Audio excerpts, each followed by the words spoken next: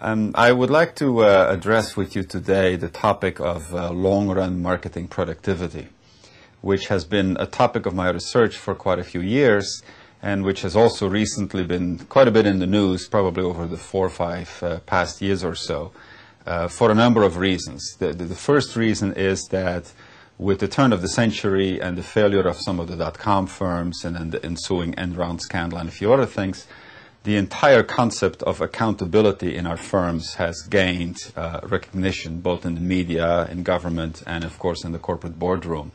And part of that is marketing accountability. So that the question of why do firms spend the money on marketing that they do? Is that justified? How can you look at this from a shareholder return perspective? And the like, those sorts of questions.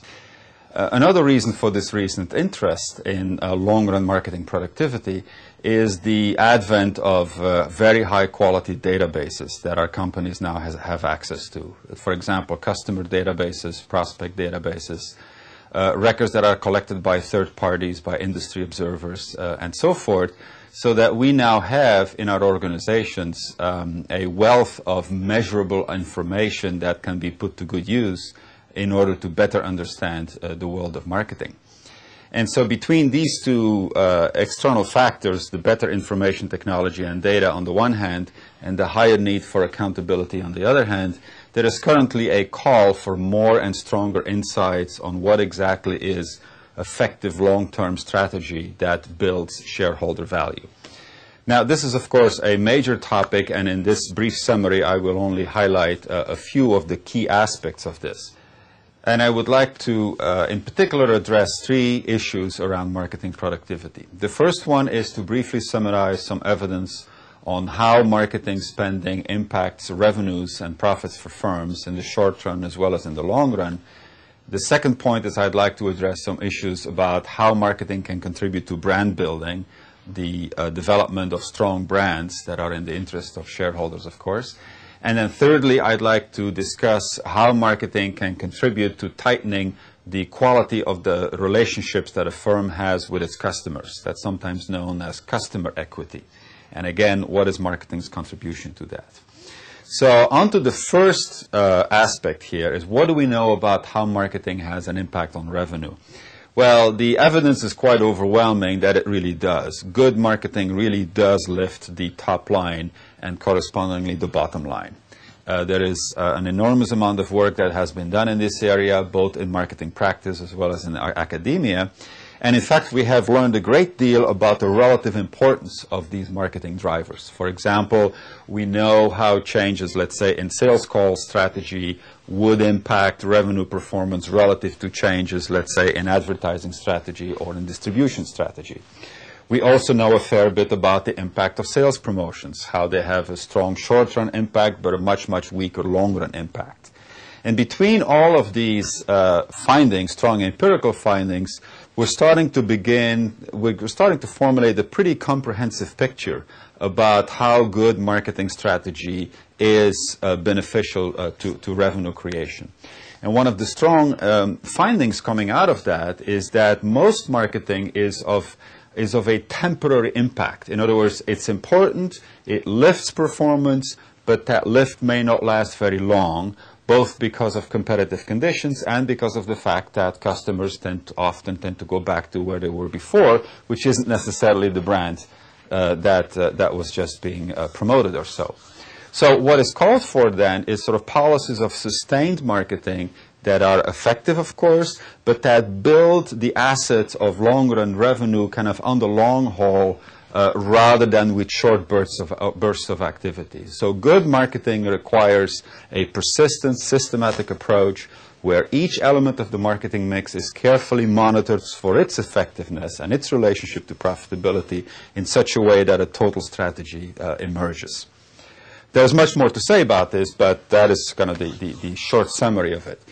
To my second point about brand building, brand building relates strongly to revenue creation, as you can well imagine. In other words, there's no point in having a strong brand unless there is high revenue associated with that, because brand building can be quite expensive.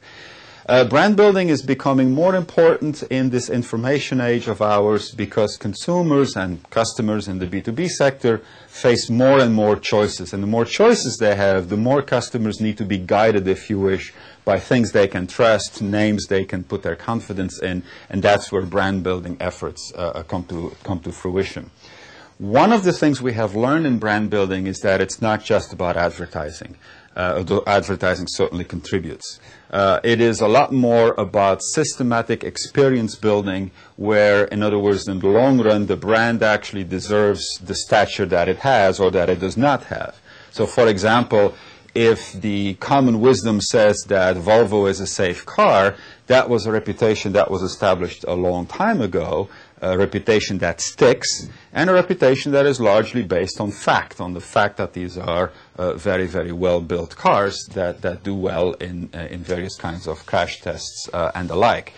An asset like that, a strong brand, can have an enduring effect on customers for a long time. And so a strong brand asset is a major element of a company's marketing mix.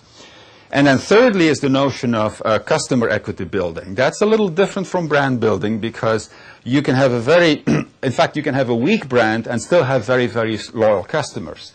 You know, imagine in a small town somewhere a local restaurant that only the locals have heard of. It is very good. It is very pleasant. It does not have a big brand name, but it keeps on enjoying a flow of repeat customers that make that particular restaurant very profitable. That would be an example of strong customer relationship building. What we have learned in the customer relationship area is that, again, a well-thought-of marketing strategy can push that to higher levels.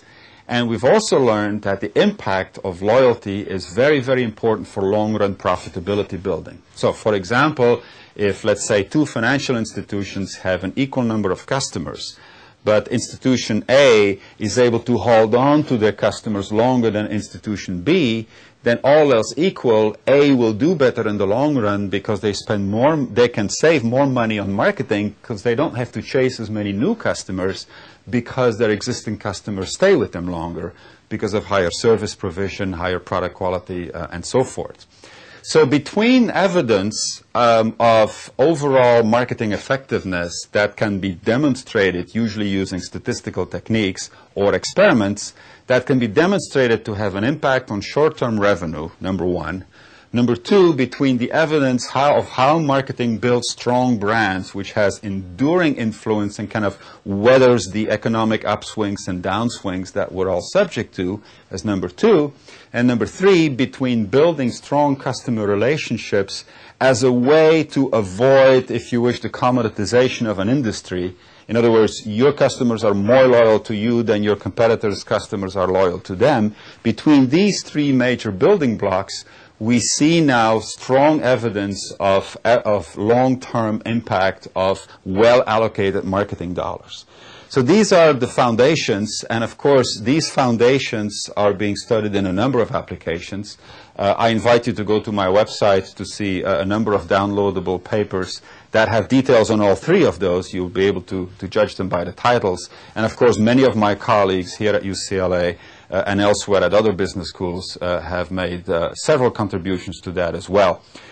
The bottom line of all this is that marketing is entering a new era of more strategic relevance to our firms. And that is because our customers across the globe are facing more choices, supply chains are being more equalized, access to capital is more equalized, and therefore marketing ability to create a brand asset, hold on to your customers, make sure your marketing is effective, is becoming a key differentiator between two companies competing in the same industry.